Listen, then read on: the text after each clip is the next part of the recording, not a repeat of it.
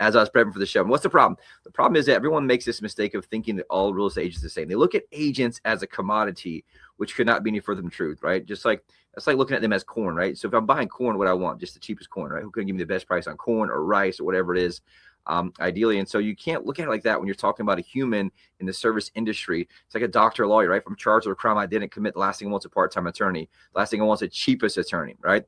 And my first question to the attorney is probably not going to be, hey, how cheap can you go? What's your charge? Right? I want to know, like, hey, what's your experience? What type of law do you practice in? What's your years in the courtroom? What's your case history look like? What's your win rate look like?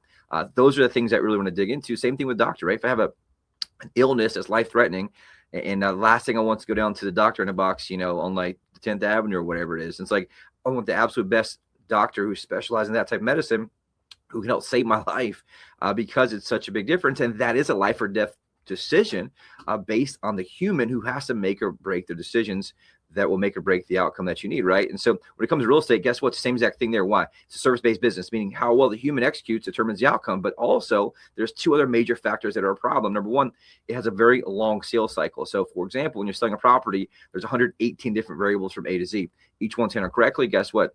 It saves you money. You sell property, get it sold for the most amount of money. Anything's handled incorrectly, aka the agent drops the ball at any point, then that costs you your hard-earned equity. And the reality is that property does not get sold for the most amount of money. And so that's the other part of it, right? And also it's a high ticket item, which means it has a lot of emotion. So when people try to do it themselves, they tend to oversell, which tends to put you at a disadvantage in negotiation.